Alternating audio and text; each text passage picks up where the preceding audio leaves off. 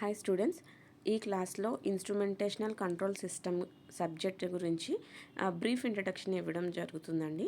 అయితే ఈ తర్వాత యూనిట్ బై యూనిట్ ప్రతి యూనిట్ నుంచి ఇంపార్టెంట్ టాపిక్స్, అలాగే ప్రతి యూనిట్లో ఈచ్ అండ్ ఎవ్రీ టాపిక్ ఈ సబ్జెక్ట్ గురించి నేను కమింగ్ డేస్లో నేను వీడియోస్ అనేది ఎక్స్ప్లెయిన్ చేస్తాను క్లియర్గా. అండ్ దీంట్లో ఉన్న క్వశ్చన్స్, కొన్ని ప్రాబ్లమెటిక్ క్వశ్చన్స్ ఉంటాయి కదా, అవి కూడా నేను క్లియర్గా ఎక్స్ప్లెయిన్ చేయడం జరుగుతుందండి. ప్రజెంట్ ఈ వీడియోలో ఇంట్రడక్షన్ పార్ట్ మాత్రమే చెప్తాను. First of all, instrumentation control system అనేది ఏంటంటే ఒక డివైజెస్ అండ్ ఇన్స్ట్రుమెంట్ యొక్క కాంబినేషనే ఐసిఎస్ అండి. ఈ ఐసిఎస్, ఈ సిస్టమ్స్ డిజైన్ చేయడం కానీ, ఈ మ్యానుఫ్యాక్చర్ చేయడం కానీ పర్పస్ ఏంటి అని అంటే కేవలం హ్యూమన్ని ప్రొటెక్ట్ చేయడానికి, అలాగే సేఫ్ చేయడానికి, అలాగే ఈజీ లివింగ్ కోసం మాత్రమే ఈ ఐసిఎస్ అనేవి సిస్టమ్స్ని మ్యానుఫ్యాక్చర్ చేయడం జరిగింది. సో మన డైలీ లైఫ్లో మనం ఇవి ఎన్నో యూస్ చేస్తూ ఉంటాం. నిజానికి అవి ఐసిఎస్ అని చెప్పేసి కూడా మనకు తెలియదు. అంటే instrumentation systems and control devices అని కూడా మనం గమనించమాట. నార్మల్ లైఫ్లో మనం యూస్ చేస్తూనే ఉంటాం, బట్ అవి గమనించము, అట్లానే వెళ్ళిపోతూ ఉంటాయి.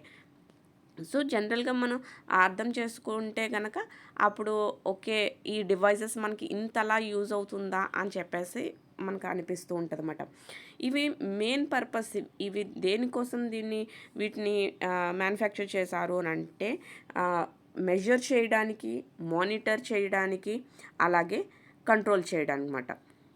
మానిటర్ చేయడానికి, అలాగే కంట్రోల్ చేయడానికి, ఈ 3 పర్పసెస్లోనే ఈ సిస్టమ్స్ అనేవి, లేకపోతే ఈ డివైసెస్ అనేవి యూజ్ చేయడం జరుగుతుంది. సో ఏంటి మెజర్ చేస్తుంది, అలాగే ఏంటి మానిటర్ చేస్తుంది, అలాగే ఏమేమి కంట్రోల్ చేస్తాయి అని అంటే ఫిజికల్ పారామీటర్స్ అండి. ఓకేనా, ఫిజికల్ పారామీటర్స్. సో అవేంటి అని అంటే pressure, temperature, flow, speed, levels అంటే కొన్ని వాటర్ లెవెల్స్ కానీ, సమ్ ఫ్లూయిడ్ లెవెల్స్ కానీ, సో ఈ విధంగా అన్నమాట లెవెల్స్. ఇలా చెప్పుకుంటూ పోతే ఇంకా చాలా ఉంటాయి అన్నమాట. ఓకేనా, ఇందులో కొన్ని ఎగ్జాంపుల్స్ మనం వివరంగా తెలుసుకుందాము, అంటే బ్రీఫ్గా మాట్లాడుకుందాము దీని గురించి. తర్వాత నేను ఎక్స్ప్లెయిన్ చేస్తాను. కమింగ్ డేస్లో నేను అప్లోడ్ చేయడం జరుగుతుంది అన్నమాట. సో ఈ ఇన్స్ట్రుమెంటేషన్ డివైజెస్ అండ్ ఈ కంట్రోల్ డివైజెస్ యొక్క మెయిన్ పర్పస్ ఏంటి అని అంటే first of all to maintain the product quality అండి. ప్రొడక్ట్ క్వాలిటీని మెయింటైన్ చేయి. ఇప్పుడు ఫర్ ఎగ్జాంపుల్ నేను జనరల్గా చెప్తున్నాను. చూడండి, మనకి ఈ మధ్య అడ్వర్టైజ్మెంట్లో కూడా ఇస్తున్నారు కదా, మా మిల్క్లో ప్యూరిటీ ఉంటుంది, కావాలంటే మీరు టెస్టింగ్ డివైస్ ఇస్తాము, చెక్ చేసుకోండి అంటున్నారు కదా. అది ఒక ఇన్స్ట్రుమెంటేషన్ డివైజే. ఓకేనా, సో మిల్క్ యొక్క ప్యూరిటీ చెక్ చేస్తుంది అన్నమాట అందులో. ఓకేనా, అది ఒక ఇన్స్ట్రుమెంటేషన్ డివైస్ కిందే మనం చెప్పుకోవచ్చు. అలాగే టు ఇంక్రీజ్ ద సేఫ్టీ మనకు తెలుసు. ఏంటి, మన కార్లో చూడండి, కార్ ఎక్కినప్పుడు సీట్ బెల్ట్ పెట్టుకోకపోతే ఒక వార్నింగ్ సౌండ్ అనేది ఒకటి వస్తుంది. సో అది కూడా ఇన్స్ట్రుమెంటేషన్ డివైజే. ఓకేనా, అక్కడ సెన్సార్స్ ఉంటాయి. సో అది కూడా మనకి ఐసిఎస్లోకి వస్తుంది అన్నమాట, ఇన్స్ట్రుమెంటేషన్ డివైసెస్లోకి వస్తాయి. అలాగే కార్ యొక్క స్పీడ్ లిమిట్ని కంట్రోల్ చేసేది కూడా అదే. ఓకేనా, కొన్ని వార్నింగ్ ఇండికేషన్స్ కానీ, కొన్ని సెన్సార్స్ యూస్ చేసి, కొన్ని కంట్రోల్ డివైజెస్ యూస్ చేసి మనకు వార్నింగ్ సౌండ్స్ అట్లా ఇవ్వడం జరుగుతుంది అన్నమాట. అలాగే to save energy and reduce the wastage. So ఇప్పుడు మన ఫ్యాక్టరీస్లో ఈ ఇంతకుముందు మనం విన్నాం వార్తల్లో, సమ్ కెమికల్ ఫ్యాక్టరీలో గ్యాస్ లీక్ అయిపోయింది, ఇంకో దాంట్లో ఇంకోటి లీక్ అవుతుంది అని చెప్పేసి వార్తలు విన్నాం కదా. సో అక్కడ ఏమవుతుంది అని అంటే కొన్ని వాటిల్లో అడ్వాన్స్ టెక్నిక్, ఈ ఐసిఎస్ ఇన్స్ట్రుమెంట్స్ అనేవి ఫిక్స్ చేయకపోవడం వల్ల మాన్యువల్ వర్క్ అనేది అక్కడ ఉంది. సో అందువల్లే హజార్డస్ సిచ్యుయేషన్స్ అనేవి అలాంటి ఫ్యాక్టరీస్లో మనకి కావడం జరుగుతుంది అన్నమాట. ఇన్సిడెంట్స్ అలా జరగడం జరుగుతుంది. ఇప్పుడు ఒకవేళ అక్కడే గనక మనకి ఈ కంట్రోల్ డివైసెస్ అనేది సెట్ చేయడం జరిగితే ఎప్పుడైతే అక్కడ లీకేజ్ అనేది వస్తుందో వెంటనే అక్కడ ఏం జరుగుతుంది అంటే ఆటోమేటిక్ లాకింగ్ సిస్టమ్ అనేది ఉంటుంది. లాక్ అయిపోతుంది, లేకపోతే షట్ డౌన్ అయిపోతుంది అన్నమాట. ఓకేనా? ఆ పర్టికులర్ డివైస్ లేకపోతే ఆ పర్టికులర్ ఛాంబర్ ఏదైతే ఉందో, గ్యాస్ ఛాంబర్ కావచ్చు, ఏదన్నా సరే. ఎప్పుడైతే మనకి అక్కడ సెన్సార్స్ పెట్టకపోవడం, అలాంటి డివైస్ లేకుండా మాన్యువల్గా ఆపరేట్ చేయడం వల్ల ఒక పర్సన్ వెళ్ళి దాన్ని ఆఫ్ చేస్తేనే కానీ అది అవ్వదన్నమాట. సో దానివల్ల ఏమైంది, హజార్డస్ సిచ్యుయేషన్స్ అనేవి వచ్చి ఎంతోమంది ప్రాణాలు అనేవి పోయినాయన్నమాట. ఓకేనా? సో ఇవి మన సేఫ్టీ కోసమే ఇవి డిజైన్ చేయడం జరిగింది. ఓకేనా? అండ్ సో అన్నమాట. అలాగే to make processes fully automatic చెప్తున్నాను కదా. అన్ని ఇప్పుడు ఉన్న ఇండస్ట్రీస్లో 50% వరకు మాత్రమే ఈ డివైసెస్ అని ఫుల్లీ ఆటోమేటిక్ చేస్తున్నారన్నమాట. ఓకేనా? బాయిలర్స్ దగ్గర కానీ, అలాగే సమ్ అంటే అంటే డేంజరస్ జోన్ ఏదైతే ఉంటుందో, ఓకేనా, గ్యాస్ ఛాంబర్స్ దగ్గర, బాయిలర్స్ దగ్గర, టర్బైన్స్ దగ్గర, ఇలా ఎక్కడైతే ఉంటుందో డేంజరస్ జోను అక్కడ మాత్రం ఇవి కంపల్సరీ మెయింటైన్ చేయాలి. ఓకేనా? మన చోట ఏంటంటే 50% వరకే అవి చేస్తున్నారు. మిగతా 50% వరకు మాన్యువల్గానే ఆపరేట్ చేయడం అనేది జరుగుతుంది అన్నమాట. సో ఇవి యూజ్ చేయడం వల్ల ఇలాంటి హజార్డస్ కండిషన్స్ నుంచి తప్పించుకునే అవకాశం ఉంది. అలాగే to reduce the human errors. So కొన్ని చోట్ల మనకి ఏంటి హ్యూమన్ ఎర్రర్స్ ఎలా ఉంటాయో మనకు తెలుసు, చాలా చూస్తుంటాం. ఫర్ ఎగ్జాంపుల్, జనరల్ ఎగ్జాంపుల్ చెప్తాను. ఇప్పుడు పెట్రోల్ బంక్స్ ఉంటాయి కదా, అక్కడ పెట్రోల్ కొట్టించుకోవడానికి వెళ్ళినప్పుడు అక్కడ చూడండి, వాడు మామూలుగా ఎంటర్ చేసేసి కొట్టేస్తుంటాడు. కాకపోతే అదే మన ట్రాన్స్పరెంట్ బాటిల్లో ఒక లీటర్ పెట్రోల్ కొట్టమంటే ఎగ్జాక్ట్ 1 లీటర్ అనేది రాదు మెజర్మెంట్లో చూసుకున్నట్లయితే. అవునా? సో ఎందుకు అక్కడ మిస్టేక్ వస్తుంది అని అంటే అక్కడ సిస్టమ్ ఎర్రర్ వాళ్ళు సెట్ చేసి ఉండొచ్చు, లేదా అక్కడ మాన్యువల్గా చేసే వాడి పని అయినా కావచ్చు. ఓకేనా? సో మనం దాన్ని కంప్లీట్గా అవాయిడ్ చేయాలి అని అంటే, ఓకేనా, ఈ ఇన్స్ట్రుమెంటేషన్ డివైసెస్ అనేవి ఇన్స్టాల్ చేసుకోవాలి. నెక్స్ట్ మనకి జనరల్ హోమ్ ఎగ్జాంపుల్స్ చెప్పాలంటే, మన ఇంట్లో ఏసీ ఇది ఉంటుంది కదా, ఏసీ ఆపరేటింగ్ ఇది రిమోట్ కంట్రోల్ ఉంటుంది కదా. సో అది కూడా మనకి ఇన్స్ట్రుమెంటేషన్ డివైస్. దాంట్లో టెంపరేచర్ బ్యాలెన్స్ చేస్తూ ఆటోమేటిక్గా రూమ్ టెంపరేచర్ని బట్టి, బయట టెంపరేచర్ని బట్టి అదే సెట్ చేసేసుకుంటుంది. ఓకేనా? సో అది కూడా ఇన్స్ట్రుమెంటేషన్ డివైస్లోకి వస్తుంది. అలాగే మనకి వాటర్ ట్యాంక్స్ ఉంటాయి. వాటర్ ట్యాంక్స్ అనేవి ఇప్పుడు ఎలివేటెడ్ లెవెల్ వాటర్ రిజర్వాయర్స్ అంటమాట. అది ఏంటంటే ఒక 10,000 పాపులేషన్కి లేదా ఒక 8,000 అరౌండ్ పాపులేషన్కి వాటర్ సప్లై చేసే ఒక రిజర్వాయర్ అన్నమాట. సో ఈ రిజర్వాయర్కి ఇంత కెపాసిటీ అని ఉంటుంది.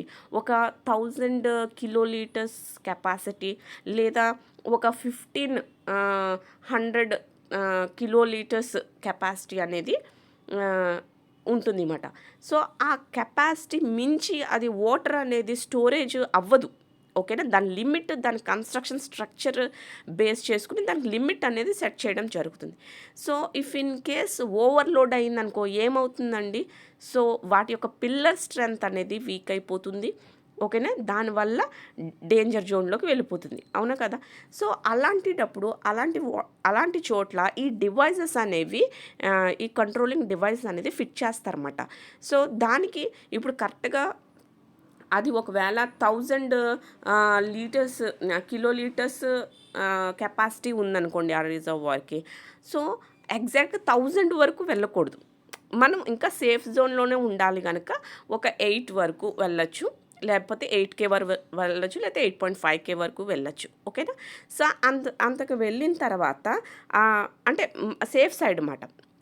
దాని కెపాసిటీ ఇంత అయినప్పుడు అంతవరకు అన్నా వెళ్ళొచ్చు. సో, వెళ్ళిన తర్వాత దాన్ని ఎక్సీడ్ తక్కువైనా పర్వాలేదు కానీ ఎక్సీడ్ అవ్వకూడదు కదా! అవుతున్న టైంకి ఈ ప్రతిసారి హ్యూమన్ వెళ్ళి చెక్ చేయడం, ఆపరేటర్ వెళ్ళి చెక్ చేయడం, రావడం అలా జరగదు కదా! జరగడం కూడా కష్టం కదా! ఈ రిజర్వాయర్ అనేది ఏంటి, ఒక సర్టెన్ హైట్‌లో అనేది పెడతారు. ఎందుకంటే ఆ హైట్‌లో పెట్టినప్పుడే ఆ ప్రెషర్‌తో వాటర్ సప్లై అనేది డిఫరెంట్ లో అండ్ హై ఏరియాస్‌కి డిస్ట్రిబ్యూషన్ అనేది పైప్‌లైన్స్ ద్వారా జరుగుతుంది. ఓకేనా. నా షార్ట్ వీడియోస్లో నేను అవి వీడియోస్ మీకు పోస్ట్ చేయడం జరిగింది ఛానల్లో. కావాలంటే ప్రాక్టికల్గా ఫీల్డ్ వర్క్ ఎలా ఉంటుంది అనేది మీరు చూడొచ్చు దాంట్లో. ఏ టైప్ ఆఫ్ వాల్వ్ సిస్టమ్స్ ఉంటాయి అనేది అంతా కూడా ప్రాక్టికల్గా ఉంటుంది, చూడొచ్చు. ఓకేనా. సో, ఒక హైట్ లెవెల్లో ఉంటుంది కాబట్టి.